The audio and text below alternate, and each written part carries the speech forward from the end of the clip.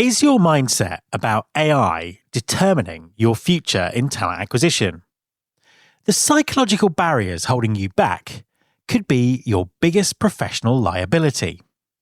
What separates those who'll lead from those who follow in the AI revolution isn't technical knowledge. It's your mindset towards this transformation. The way we respond to AI will determine whether we thrive or merely survive as it reshapes our industry. Do you have the right mindset? Keep listening to find out more. Support for this podcast comes from Smart Recruiters. Are you looking to supercharge your hiring? Meet Winston, Smart Recruiters' AI-powered companion. I've had a demo of Winston. The capabilities are extremely powerful, and it's been crafted to elevate hiring to a whole new level. This AI sidekick goes beyond the usual assistant, handling all the time-consuming admin work so you can focus on connecting with top talent and making better hiring decisions. From screening candidates to scheduling interviews, Winston manages it all with AI precision, keeping the hiring process fast, smart, and effective. Head over to smartrecruiters.com and see how Winston can deliver superhuman results. There's been more of scientific discovery, more of technical advancement and material progress in your lifetime and mine than in all the ages of history.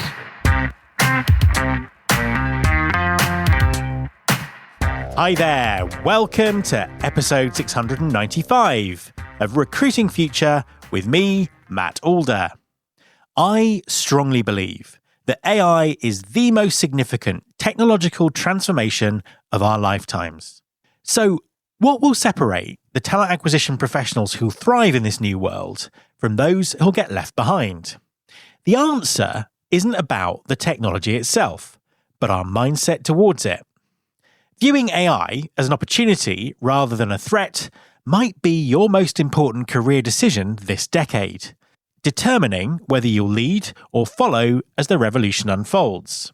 So, how do we transform our mindsets from panic and denial to opportunity and strategy in a way that positions us to thrive alongside AI? My guest this week is Ronsley Vass, author of the brilliant book Amplify AI. Ronsley's background as a software engineer and subsequent career in business and podcasting means that he brings a uniquely valuable perspective to this conversation. In our discussion, we talk about the psychological barriers that can prevent us from thinking about AI strategically. We explore how TA professionals can shift their mindset from fear to opportunity and build on their existing expertise to develop practical approaches to AI adoption. Hi, Ronsley, and welcome to the podcast. Hey, man. How's it going? How's it going, Matt?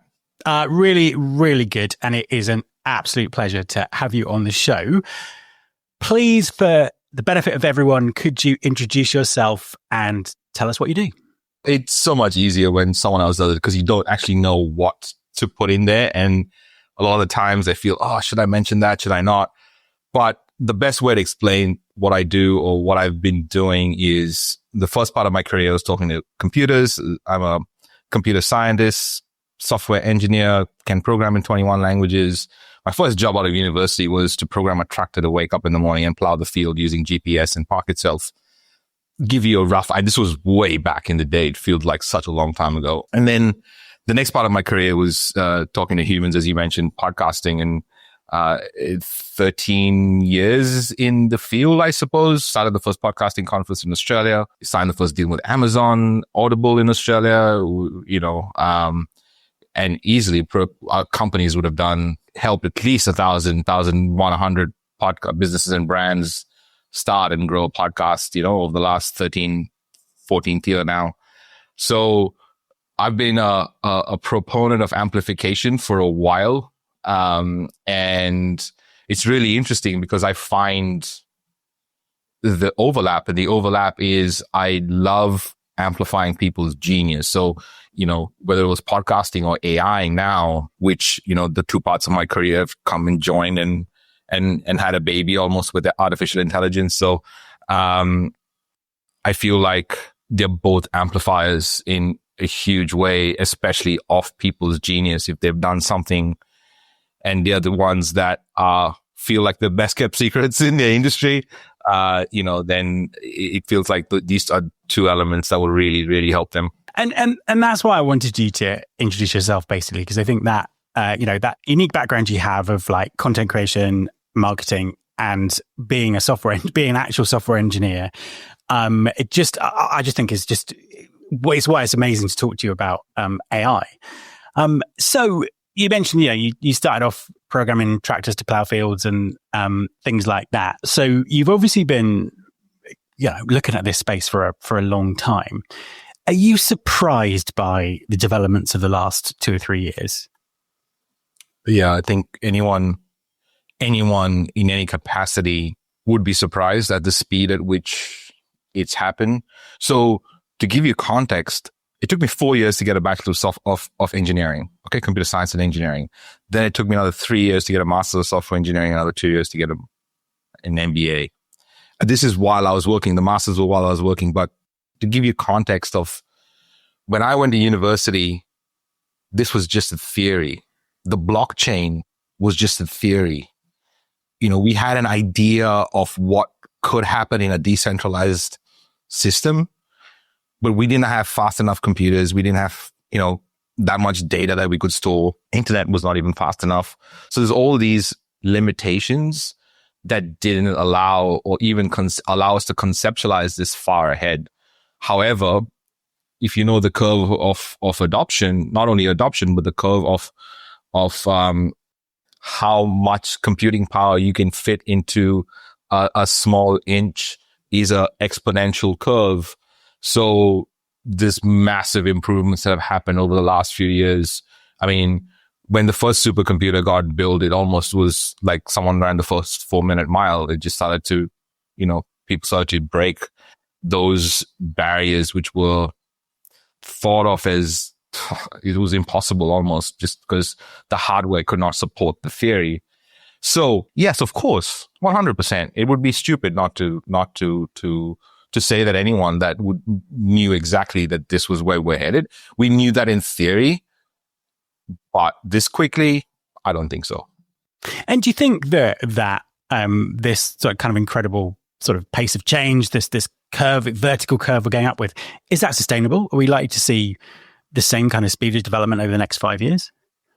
I think it is sustainable. I think the only thing that doesn't allow it to be sustainable is humans' need for not wanting to change. It's probably the only thing that will. That's interesting. Yeah, that will come in the way. But in terms of what is possible, if you look at Industrial Revolution and how much we do with machines already, but we don't even remember. We just think it's normal. It's not normal to control the temperature of a room. It's not. It is. We just take a lot of these things for granted. Yes, it is sustainable because it's been gradually happening. It's just that we don't notice that it's happening. Yeah, that's a kind of a stunning point, actually, just in terms of how quickly we take things for granted. I want to dive into the human part of this in a second, because it's sort of really important for our industry and the sort of the conversations that we're having and the technology that we're seeing develop. Before I do though, I just wanted to get your view on, there is so much hype about Gen AI now and agentic AI and agents and all this kind of stuff. Where's the line between hype and reality? Are things being overhyped? Are people sort of talking about things that are going to be possible in a year's time as if they're possible now? Where's the line of reality currently? Well, that's a great question, because it's an annoying goddamn line, especially for me, hearing some people say really dumb stuff publicly. But it's the bro code of marketing, to fake it till you make it. So I don't know whether that part has changed. I think there's always going to be a bunch of people that will take that and use all these fancy words. Like there are people, I actually watched a really good friend of mine and very well-known entrepreneur put out a post about, we just built 3 agents in the last half an hour. No, you didn't. You built an assistant. If that is a big difference between an assistant and an agent. So maybe to clarify for people listening, an assistant is someone that you hand over a task to and you say and guide and hold hands with, and you get your solution. an agent is, here's my task, get it done, and it'll find the best way to do it and do it with a checklist and create assistance to help the agent achieve. So it's agentic behavior. It's hands off. It's more, I suppose, what people think it will get to. And it's already here, by the way, but it's not that easy to make. It's not that easy to especially teach someone else, you know. So of course there's a hype. Yes. Yeah. And it's usually the marketers that are making the hype. And then I think the marketers are on one side making the hype, and then there's the media that's pulling everyone down. And there's somewhere in between, you know, the entrepreneur's way to find their own space in this world. Because this will easily be the biggest conversation of our lifetime. There's no debate on that. It's going to change how we even educate our kids, right? It's changed everything. So I think, conversations aside, I think we all got to take responsibility to learn this, because just like the web and the internet, even that is a small speck as to what, you know, possibilities are with AI. And right now, the way people are using AI, it's like, you know, you have a laptop, but you're using it as a paperweight to put over your bills. So, you know, people are still not using it to its full capacity, and, you know, it's obviously being hyped a lot. The reason I ask you that is because, you know, certainly in talent acquisition, we've got this huge amount of hype about what's possible and what's not possible and that sort of thing. And then on the flip side, a lot of people's experience of Gen AI is just seeing LinkedIn full of kind of identikit posts, you know, and that to many people is generative AI, people just using ChatGPT. And there's a really kind of sort of false narrative that it's not that sophisticated. It does this. It's not very interesting. You can easily spot when someone's using it, but it couldn't be more wrong, could they? Yeah. You know, if someone's like, oh, I write all my content myself, is like saying I didn't use a calculator to do the math on this, or I washed my clothes by hand, or I manually swept the floor, or didn't use the vacuum cleaner. You know, it's just such a handicap to not use AI. But the problem is that most people are not using it correctly. So they're getting very generic results. And as a result, they kind of associate AI with that. I mean, same thing happened with Facebook, right? When first Facebook came out, everyone that had a Facebook account was a social media expert. And I don't think even they knew what they were doing in a lot of respects, which is what's happening right now. But, you know, I just wish that people listen to the right people. But in general, if you think about how the world's working, you know, the ones that are shouting the loudest are really the ones that are being heard. If you think about it, they might not have the expertise. Even you look from afar. I'm talking about not only world governments, I'm talking about in general. It's a very common theme in organizations. We tend to view an influencer's view on a topic more highly than an expert's view on that same topic. So I suppose we shouldn't be surprised, and, you know, it's stupid to fight the current, I suppose, but, you know, knowing the current and then swimming along in a way that gets you to where you want to go is probably the way to do it. And I think, to answer your question, most of us get caught in the current because we actually don't know where we want to go. No, I think that's the thing. And I think also people just don't perhaps appreciate the sort of the sheer breadth of tools that are available and exactly how to use them. And, you know, all those kind of things. And some incredible things are already possible with what we've kind of got access to. I want to shift to talk about this humans, machines, relationship, competition, whatever it is.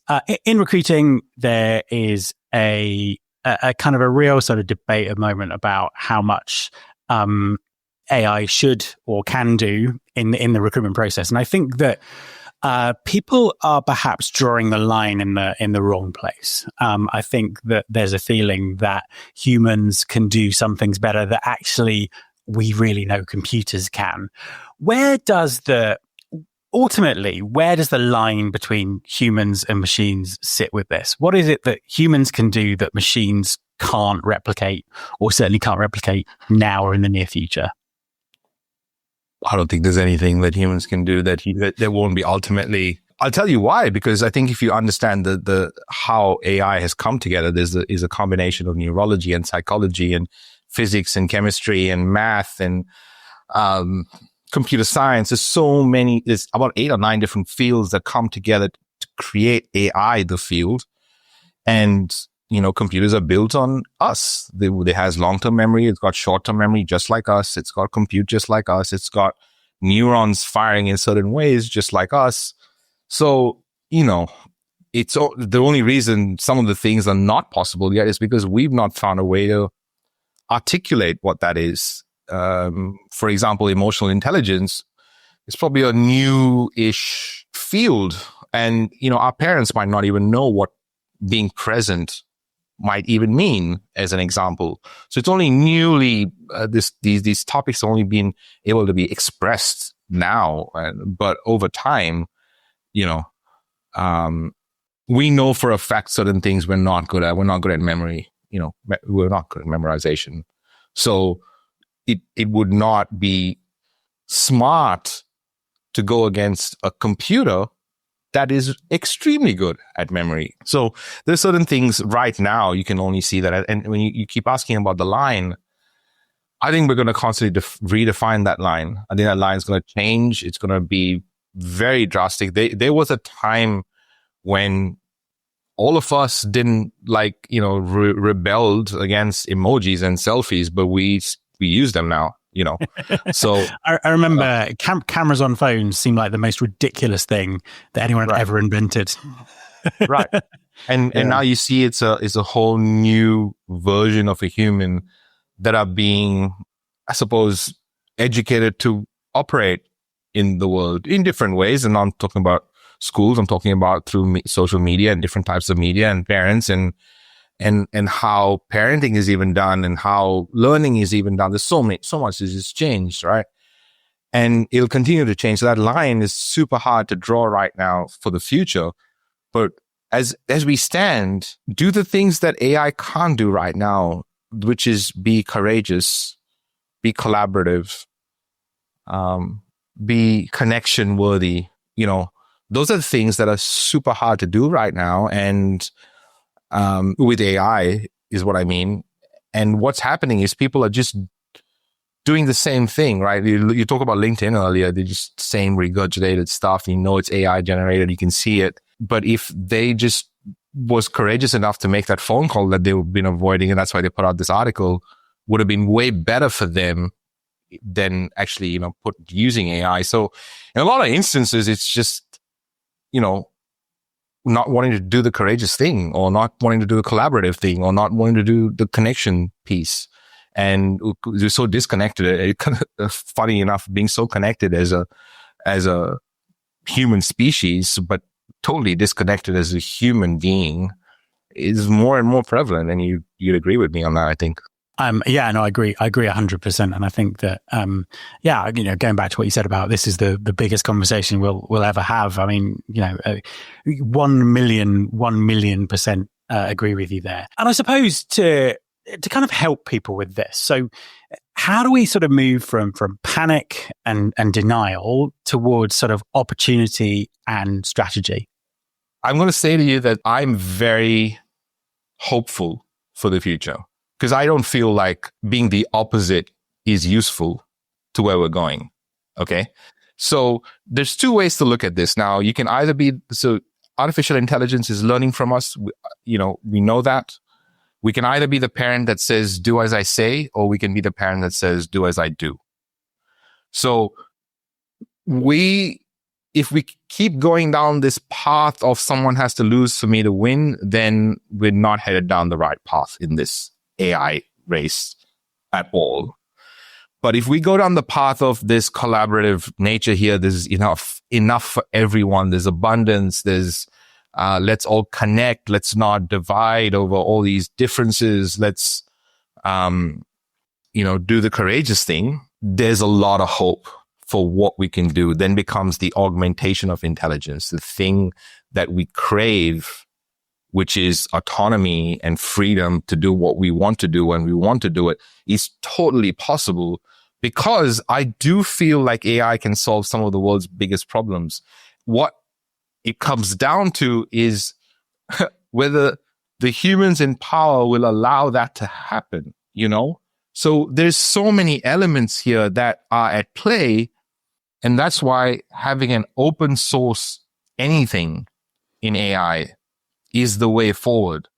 It can't be closed. It can't be policed. It can't be, rules can't be put on it, because it needs to thrive. It needs to flourish. It needs to grow. And we need to find better ways to do what we're doing. No, absolutely. I think that finding better ways to do what we're doing is the real sort of core of this. Because I think people are kind of protecting ways of working and institutions and things like that don't actually do the best job at what they could do. And I think recruiting is a classic example, because you talk to anyone who's looking for a job out there, and they'll tell you that it's a terrible, dehumanizing process, and we've just got to do better than that. And I'm really optimistic that AI is what's going to help us do that. So let's talk a little bit more tactically. What is it that people can be doing right now to kind of really get up to speed with what's possible to educate themselves? You kind of mentioned listening to the right people. How should people be experimenting? What kind of mindset is there? What do we all need to be doing? That's a very big question. I think just taking responsibility of the fact that, this is a new skill that you might not have. And just because you get a response out of ChatGPT or any AI doesn't mean it's the right response. So there's an element of knowing what you're doing and how you're asking. And so, in business or in general, there's this value alignment gap that we all have, in the sense that it's hard for us to express exactly what's in our brain in words. So that's why the delegation piece becomes hard, especially, recruitment. Someone comes on for the first time. That's why there's an onboarding process. That's why there's some training involved to get them up to speed with the lingo and how things operate in the new business. So I feel like there's an element of having to learn these new skills. And then one of the easiest skills to learn is logic, is how does a computer operate? What is required for the computer to do its best work? What is not common sense? What is common sense? What is explicitly required to be mentioned? What is not?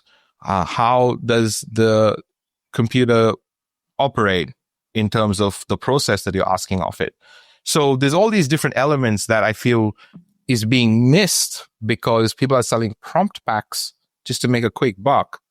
And the copy and paste prompts will work, but you just don't know what's happening. You just don't know why it's working.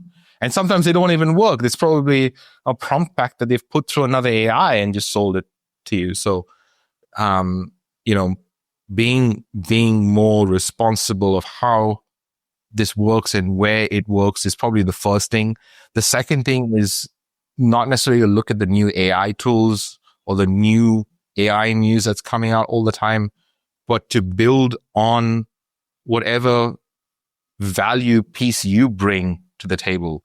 So if you've already spent, I think most people, you talk about the panic earlier, Matt, and the panic comes from, I've spent 20 years of my life doing this. What if it goes away? Rather than, I've spent 20 years of my life doing this. I know more about this. And if I augment that 20 years that I have of experience with this artificial silicon-based intelligence, I could potentially be untouchable, And I think there's a way of looking at that. So rather than look at it from a place of lack, So if you think about driving or drivers, we know that drivers are not going to be a thing going forward, or it's going to be much, much less. Drivers are going to, we've known for 10 years at least, if not much longer. But talk about that first job that I had that was unmanned vehicles. That was in 2006. So, that was even operational back then and, deployed back then, it just not in public spaces. So drivers are going to be a thing that will be different going forward, but the ones that will probably do really well are the drivers that kind of go, well, what part of my job is not replaceable? Could I become a recruiter for drivers for their next job?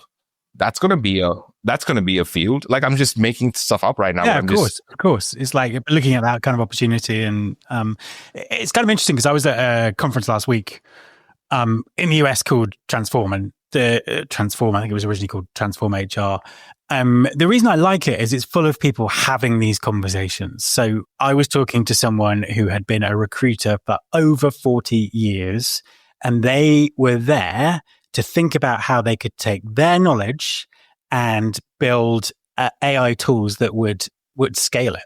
And it was exactly that kind of conversation is the kind of conversation we need to be having, not the, it would never catch on, I don't want to use it. It's, I'll always be much better than machines. And it was just refreshing to have those kind of, it's just brilliant to have those kind of conversations. I suppose maybe to just give people a little bit of a kickstart, because I think there are lots of people who are just kind of stuck with Chat GPT, and that's the whole world of AI for them.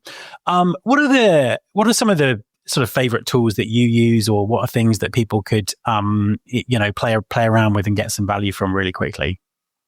Well, I just did a training for my group last week about how we used to have multiple ChatGPT accounts, including the Pro $200 ones, and we've gotten slowly just waned off ChatGPT, and we're all on the free version of ChatGPT right now. So, it's interesting how we've gone from ChatGPT Plus, and we have multiple Plus accounts, and then we got the Pros account. We got a couple of Pro accounts, and then when actually there are other AIs that can do us the job, and we don't need all these ChatGPT accounts. Because I think there are different types of businesses. When you think about the three main elements of a business is attract, convert, and deliver. The businesses that are really good at attract, there's businesses really good at convert, and there's businesses that are really good at deliver. And they've learned the other bits, but some of them are really good. So I think OpenAI is really good at attract, and they've done a great job. I don't think they're profitable, and there's a huge rumor out about whether they are actually profitable with, how they've been operating so far. And it could very well be that they are not profitable. So neither here nor there, but I'm just trying to say that there's so many other tools that you should look at, and not only look at the tools, but look at how you talk to the tools. Because if you know how to talk to the tools, then you yourself can gauge whether that tool is good for you. Like, I know that if I use a certain tool, I know, okay, well, I'm not getting the result I want because I know that my conversation tool is correct. So I don't have to debate whether this tool is good or not. So I think that's the first piece. Understand how you can communicate. The next is there's so many. Claude by Anthropic is probably one of my favorites right now. Gemini by Google, easily pushing some boundaries, especially with, I think their video is very good, and Notebook LM with podcasting also is extremely good. There's sort of elements there that are really good that Google do that ChatGPT doesn't, or even Claude doesn't. In terms of context size, the amount of data that Google is able to handle is way more than its nearest competitor by a long shot. So in that respect, Gemini is a pro account worth having. So we've got Claude, we've got Gemini, we use Perplexity. We think that is a really good one, especially with deep research. Grok is pretty good by Twitter because it's uncensored. So for example, my dad recently went through an angiogram and got an angioplasty, and we were trying to decipher his reports. ChatGPT wouldn't, but Grok did, which was useful. At the time it was useful because that's exactly what happened. I did not have a Grok Pro account, and then I actually bought it at the hospital, and it was very useful to look at the reports and click the picture and say, can you tell me what's going on, rather than wait for someone to tell us and even give us some, twisted version of what the truth really is. So that's useful in terms of uncensorship, and I think I actually don't know where the line is with uncensorship. I don't feel qualified enough to talk about that in terms of AI, but I do feel that data is like super important. So the amount of the data that the AI is trained on, or the context that you give the AI, is a huge piece of the results you're going to get. So there's different things. And I think what the key for everyone listening is, what is your use case? So right now, I would ask you to first go and make a list of the 10 activities you do most often in the week. Just make a list of what they are, and then find out what process you use to get there. And then see in that process if you can augment that with AI. And that will be way more productive for anyone listening than any tool I give you right now. Yeah, of course. Of course. Makes perfect sense. Final question. Tell us about your book. Yeah, the book is the second of two. The first book was Amplify, which is how to use a podcast to grow a business. And the second book is Amplify AI. Funny enough, the story of how the book is named is crazy, because I didn't think of this name. AI told me to name it this. And once it came up with the name, I was like, of course, it makes so much sense. But, it was right in front of me and I didn't even... This book is all about augmentation of intelligence. It's about the reduction of human cognitive load. So you talk to people these days and you hear about how they are anxious or overwhelmed or burnt out, or there's all these, human cognitive load is at its peak.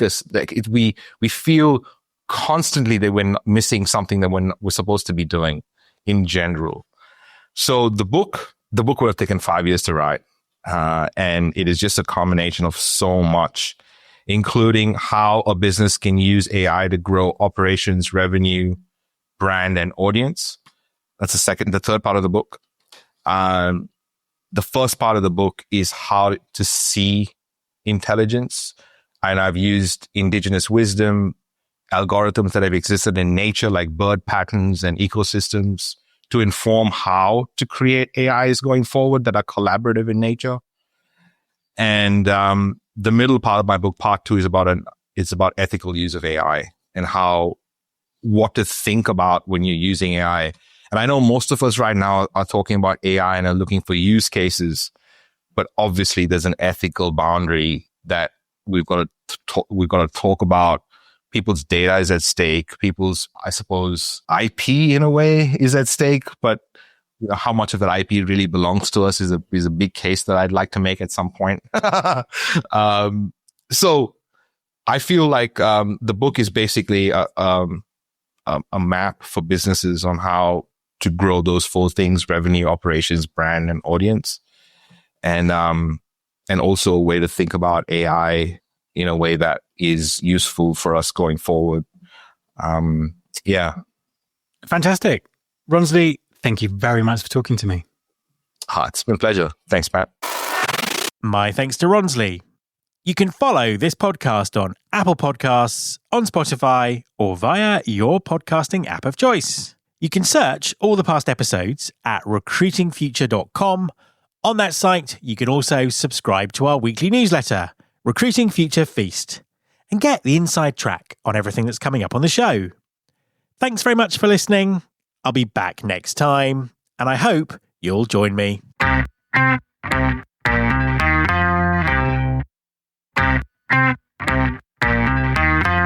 This is my show.